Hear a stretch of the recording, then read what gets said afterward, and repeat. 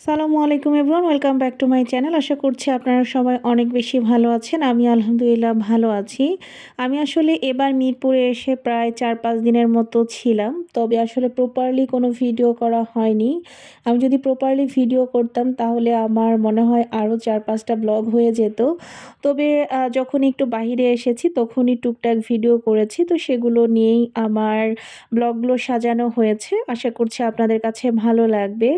তো আজকেও কিন্তু আমরা সবাই মিলে সন্ধ্যার পরে চলে এসেছিলাম বাহিরে। আর আজকের ট্রিটটাও আমাদের মেঝো আপুই দিয়েছিল। তো আজকে আসলে মেঝো আপুর ট্রিটটা ছিল আমার বড় ভাবির বোন এসেছে আমেরিকা থেকে, তো তাকে উদ্দেশ্য করেই। তো আজকে আবার ভাবির মা এবং বোন আপাদের বাসায় দুপুরে তেহারি-টেহারি সাথে বোরহানি, কোক অনেক কিছু কিনে দুপুরে আপাদের বাসায় আসে। তো সেগুলো দিয়েই আমরা সবাই মিলে দুপুরের খাবার খাই। এখন হচ্ছে গিয়ে সন্ধ্যার পরে সবাই মিলে চলে এসেছি আমরা পিৎজা খেতে। তো এই রেস্টুরেন্টটা আসলে আপাদের বাসার একদমই কাছে। তো এখানে অনেক বড় বড় সাইজের ২টা পিৎজা নেওয়া হয়েছিল, মিট বক্স, তারপরে মোমো, কফি। এছাড়াও আপা এখানে বাচ্চাদের জন্য বেশ কিছু ফ্রেঞ্চ ফ্রাইসও অর্ডার করেছিল। তো সবাই মিলে আমরা অনেক মজা করে খেয়েছি এবং খাবার আমরা প্রপারলি সবাই শেষও করতে পারিনি। বেশ কিছু খাবার বেঁচেও গিয়েছিল। তো যাই হোক, আমি আপনাদেরকে রেস্টুরেন্টটার নামটাও এখন একটু দেখিয়ে দিলাম। প্রথম দিকে আসলে আমার নামটা মনে ছিল না। তো জন্য ভাবলাম যে ভিডিওতে আপনারা দেখে নিতে পারবেন। আর লোকেশনটা হচ্ছে গিয়ে মিরপুর ১৩ নাম্বার।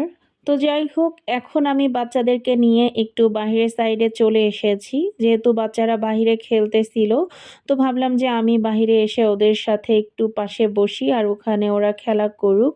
তো এখানে আবার আমি একটু বসে বসে সেলফি ভিডিও করে নিচ্ছিলাম। আর এদিকে যে কফি অর্ডার দিয়েছিল, তো সেই কফি খাওয়ার জন্য আবার ভিতরে চলে এসেছি সব বাচ্চাদেরকে নিয়ে।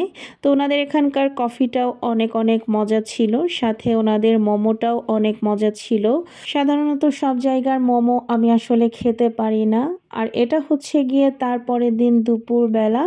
আজকে দুপুরে আমরা সিরাজ যে চুইগোস্ত রেস্টুরেন্টটা আছে মিরপুর অরিজিনাল 10-এ, তো সেখানে আমরা সবাই মিলে চলে যাচ্ছিলাম। আর আজকের ট্রিটটা আমাদেরকে বড় আপা দিচ্ছে।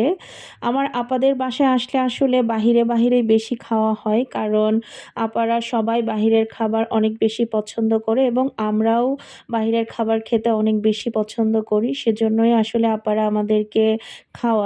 আর এরকম খাওয়ানোর মন মানসিকতা আসলে সবার থাকেও না, অ্যাবিলিটি থাকলেও থাকে না। তো কথাটা আমি আসলে আজকে ভিডিওতে বলেই ফেললাম। তো যাই হোক, আমরা চলে এসেছি সিরাজ চুইগোস্ত রেস্টুরেন্টে। এর আগে আমি আসলে অনেকবার চেয়েছি এখানে একবার খাবো, তবে আমার আসলে কখনোই আসা হয়নি। তো আজকেই প্রথমবার আমি এখানে খাচ্ছি এবং ওনাদের খাবার অসাধারণ ছিল।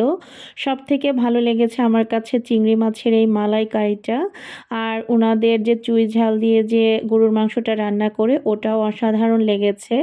এই চুই ঝালের মাংস আমি আজকেই প্রথমবার খেলাম। আমরা খুলনার মানুষ হয়েও আজ পর্যন্ত চুই ঝাল দিয়ে গরুর মাংস খেতে পারিনি। তো যাই হোক, এটা আমাদের এক ধরনের ব্যর্থতা বলতে পারেন। তো এই যে এভাবে ওনারা একটা বড় বোলের মধ্যে করে এভাবে মাংসগুলো আনে। আর এখানে একজনের জন্য ১ পিস করে মাংস থাকে, সাথে রসুন, চুই ঝাল আর ঝোল এগুলো দিয়ে দেয়। তবে প্রথমে চিংড়ি মাছের মালাইকারি দিয়েই আমাদের অর্ধেক খাওয়া হয়ে গিয়েছে। দেন মাংস দিয়ে খেতেই কষ্ট হয়ে যাচ্ছিল, কারণ মাংসটাও মাশাআল্লাহ অনেক মজা। আর ১ পিস মাংস দিলেও মাংসের সাইজটা অনেক বড় থাকে। তো ১ পিস মাংস শেষ করতেই আমার খবর হয়ে যাচ্ছিল, যেহেতু প্রথমে মালাইকারি দিয়ে অনেক খেয়ে ফেলেছি। তো তারপরে খাওয়াটাও শেষ হয়ে গেলে এখানে একটু বাদামের শরবত খেয়ে নিচ্ছিলাম, এটাও অনেক মজা ছিল। তারপরে চুইগোস্ত রেস্টুরেন্টের পাশেই ৬ নম্বরে যে গলিটা আছে এখানে পাপিজা যে একটা রেস্টুরেন্ট আছে, এখানে আমরা চলে এসেছি। তো এখানে এসে মেইনলি আমরা সবাই মিলে কফি খাচ্ছিলাম। আর এখানে আসার প্রধান কারণ ছিল হচ্ছে গিয়ে বাচ্চাদের জন্য, কারণ বাচ্চারা তো চুই ঝাল দিয়ে ওভাবে খেতে পারবে না, যদিও জারিপ একটু একটু খেয়েছিল। তো বাচ্চাদের জন্য এখানে এসে আপা আবার একটা বড় সাইজের পিৎজা অর্ডার করেছিল। তো এই পিৎজাটাও দেখে মনে হচ্ছিল অনেক মজা হবে, তবে আমি আসলে একটুও খাইনি, কারণ কোনো জায়গাই ছিল না পেটে। আর এটা হচ্ছে গিয়ে তারপরের দিন সকালবেলা। আজকে সকালের নাস্তা করতে আমরা আবার ১০ নাম্বারে চলে এসেছি।